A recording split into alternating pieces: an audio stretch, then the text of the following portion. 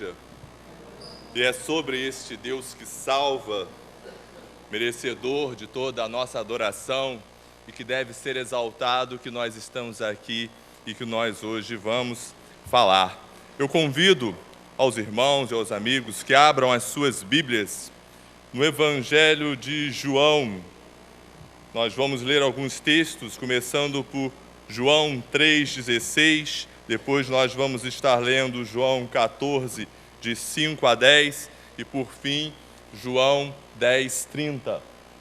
Está ali para os irmãos poderem saber quais são os textos. Existe, meus amados, existe uma realidade que incomoda o homem. Ele é finito e morrerá. O homem, ele está diante desta realidade. E esta é a única certeza que nós temos depois que este homem nasce. Por quê? Porque este homem, ele pode se desenvolver ou não, tornando-se um adulto. Este homem pode ser uma boa pessoa ou não ao longo de sua vida. Ele pode casar-se ou não, ter filhos ou não, se tornar um profissional renomado ou não. Mas uma coisa é certa: ele nasceu, ele vai morrer. Eu vou morrer, você vai morrer. É uma realidade, é a única certeza que nós temos em nossas vidas depois que nós nascemos. E é muito comum, os irmãos já devem ter ouvido isso, os amigos, que diante de momentos difíceis, não propriamente da morte física, mas a perda de um emprego, ou perda de bens materiais, ou qualquer coisa desse tipo, que as pessoas possam, às vezes, dizer assim: vamos virar o jogo, porque só não há solução para a morte. Para as outras coisas há solução. Você pode trabalhar de novo e conquistar o que você perdeu, mas a gente ouve dizer muitas vezes: só não há solução para a morte. Esta morte física que todos nós um dia iremos enfrentar. Esta ideia, ela se baseia para alguns no falso conceito de que quando você morre, acaba tudo. Muitos têm essa ideia. Você morreu, acabou. Não existe mais nada. É um falso conceito, porque não é assim que o Senhor nos ensina e não é esta a verdade. Ou, para outros que até podem ou não crer numa vida ou numa realidade pós-morte, mas que não creem, numa ressurreição daquela pessoa que morreu, e tem até razão, em relação a essa coisa que eles realmente creem. Entretanto, meus amados, Deus nos ensina, por meio da sua palavra, que existe sim uma realidade após a morte, com dois destinos: um ao lado dele por toda a eternidade e outro afastado dele por toda a eternidade. A palavra do Senhor diz o seguinte, em João 3,16: porque Deus amou o mundo de tal maneira que deu seu Filho unigênito, para que todo que nele crê não pereça, mas tenha a vida eterna. João 14, de 5 a 10, quando o Senhor está dando ali as últimas instruções aos seus discípulos, disse-lhe Tomé: Senhor, nós não sabemos para onde vais, e como podemos saber o caminho? E disse-lhe Jesus: eu sou o caminho, e a verdade e a vida. Ninguém vem ao Pai senão por mim. Se vós me conhecesseis a mim, também conheceríeis a meu Pai. E já desde agora o conheceis e o tendes visto. Disse-lhe Filipe: Senhor, mostra-nos o Pai, o que nos basta. Disse-lhe Jesus: estou há tanto tempo convosco e não me tendes conhecido, Filipe? Quem me vê a mim, vê o Pai. E como dizes tu: mostra-nos o Pai? Não crês tu que eu estou no Pai e que o Pai está em mim? As palavras que eu vos digo, não as digo de mim mesmo, mas o Pai que está em mim é quem faz as obras. E João 10:30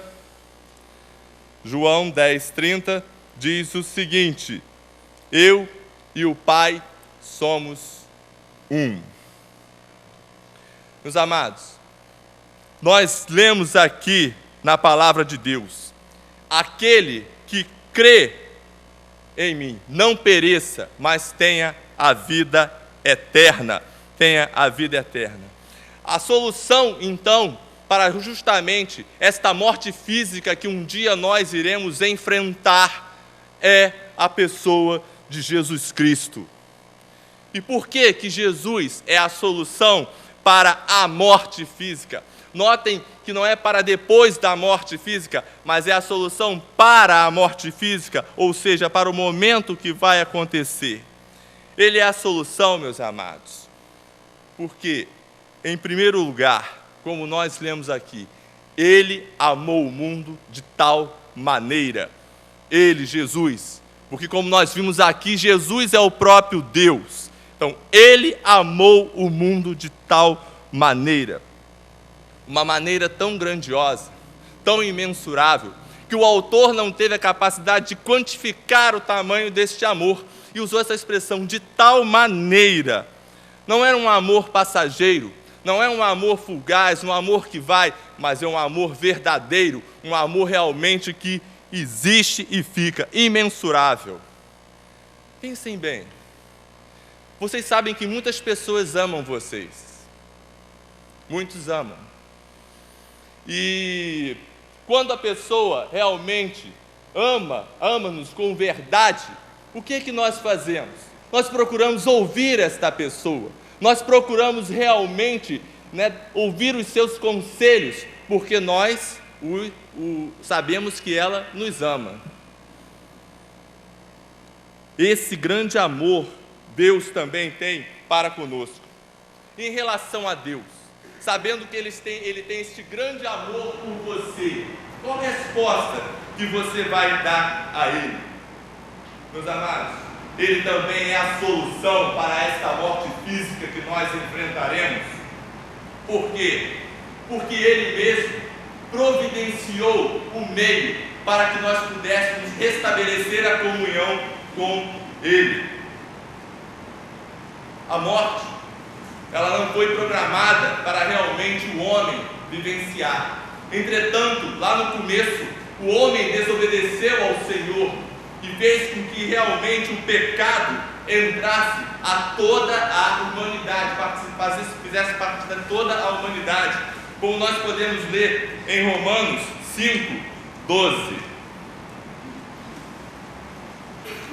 Romanos 5:12 diz: pelo que, como por um homem entrou o pecado no mundo, e pelo pecado a morte, assim também a morte passou a todos os homens, por isso que todos pecaram. Todos pecaram. E aí nós lemos aqui, como nós vimos aqui, Jesus é o caminho. E ele diz: aquele que todo nele crê. O crer aqui não é apenas acreditar, obviamente, em sua existência. Significa confiança, não mera credulidade. É uma confiança. E lá no original, o verbo que foi traduzido por crer traz a ideia justamente de uma confiança contínua, perpétua, em todos os momentos, em quem você deve somente depositar a confiança em Jesus. Não em outras entidades, mas somente no Senhor Jesus, porque Ele é o único merecedor desta confiança. É o crer de forma contínua. A gratidão, meus amados, por seu grande amor, que foi o sacrifício de Cristo, deve realmente nos impulsionar a servi-lo com todo o nosso ardor, realmente o aceitando como Senhor e Salvador. Por que aceitá-lo como Senhor e Salvador? Porque só nele há salvação, Só nele há salvação. Em nenhum outro nome há salvação. Em nenhum outro nome há salvação. O texto que nós vimos aqui também, ele diz: eu sou o caminho, a verdade e a vida. O caminho. Existem sempre pessoas que vivem nos aconselhando sobre qual o melhor caminho para se ter a felicidade. É um caminho tal aqui para você ser feliz? O que importa é você estar bem consigo mesmo? O que importa é você ter uma vida financeira muito boa, então você deve realmente só lutar por isso? Vários caminhos são apresentados. Até mesmo no meio evangélico, muitos apresentam muitos caminhos. E aí são realmente aquelas várias placas de sinalização que deixam as pessoas confusas. Qual realmente o caminho a seguir?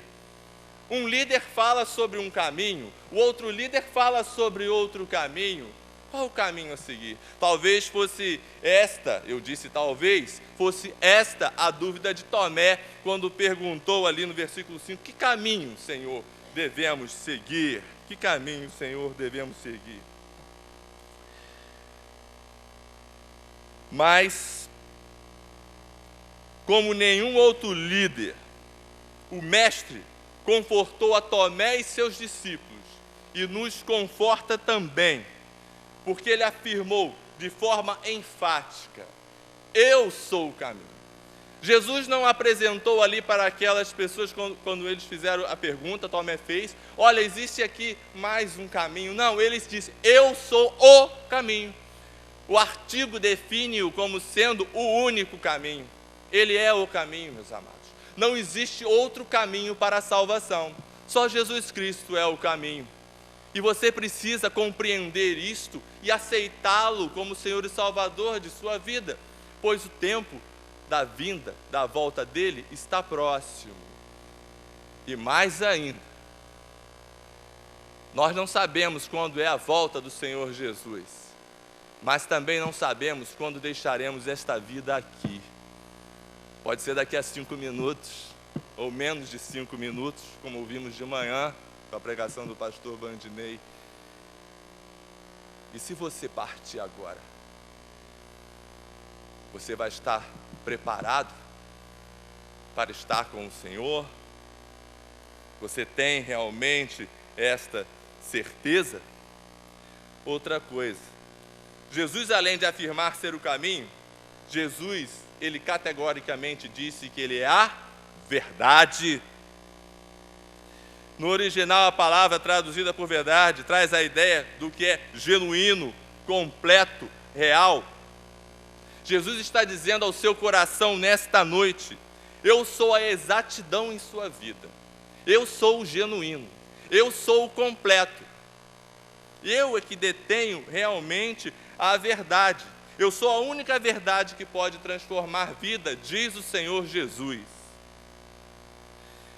Vivemos, meus amados, uma época em que a verdade aí está muito subjetiva. As pessoas estão criando suas próprias verdades. Verdades não palpáveis. As pessoas vivem segundo os seus próprios achismos. Ah, eu acho isso, eu acho aquilo. Não, não é bem assim. Alicerçando as suas vidas em mentiras humanas. É o que o mundo tem feito e caminhado ao longo de toda a história. Porque não estão voltando-se para a verdade, que é Jesus Cristo. Talvez você já esteja cansado, ao longo de toda a sua vida, de caminhar e de ouvir tantas coisas, e não sabe realmente em quem acreditar.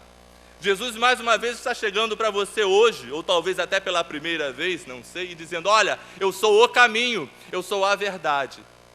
Eu sou a verdade. A verdade absoluta é Cristo Jesus. E Ele também deixou bem claro aqui, que Ele é a vida abundante, a vida de paz, harmonia, vida de alegria, vida de certeza, de consolo, mesmo diante das intempéries da vida. Porque o Senhor Jesus em nenhum momento prometeu, como muitas vezes é propagado por aí de forma errada, que se você o aceitar como Senhor e Salvador, você não terá problemas. Isso é uma mentira. O Senhor Jesus diz: eis que estou convosco todos os dias até a consumação do século. Mas Ele disse também: no mundo tereis aflições, tem de bom ânimo, eu venci o mundo. Ele está contigo realmente, para você ter uma vida feliz? Sim, mas porque você vai estar sabendo que Ele te consola e te guarda, atravessando os momentos difíceis.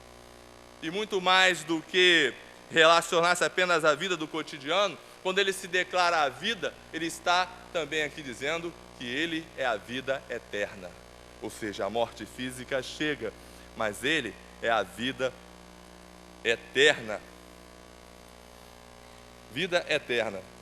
E eu gostaria aqui de ler em João 11, 25 a 26. Ele diz aqui: disse-lhe Jesus falando: eu sou a ressurreição e a vida.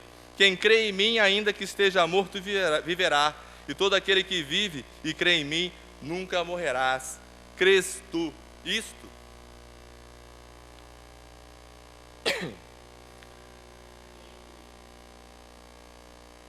Existe a história de uma moça que ela ouviu os conselhos de sua mãe. Ela ia para uma festa e ela disse: olha, não vai beber, porque você vai dirigir. E ela não fez isso. Mas o carro dela colidiu com outro que realmente havia bebido. E ela veio a falecer. De repente, uma moça de 20 e poucos anos, na flor da sua juventude, morreu, mesmo seguindo ali o conselho de sua mãe. É o que nós falamos no início. Quando será realmente a nossa morte física? Será que realmente eu vou estar preparado para encontrar com o Senhor? Porque ela pode vir a qualquer momento. Queridos, as pessoas estão vivendo suas vidas, vivendo o presente, sem pensar, sem refletir sobre o tempo que chegará, um dia após a nossa morte física. Que iremos desfrutar da vida eterna ao lado do Pai, ou enfrentarmos a morte eterna, separada do Senhor por toda a eternidade. E esta decisão, ela tem que ser tomada antes, obviamente, da sua morte física. Porque essa realidade pós-morte, ela é tão real quanto a que nós vivemos aqui. Nós não conhecemos, não sabemos como é. Nós temos a ideia pelo que nós lemos na palavra de Deus.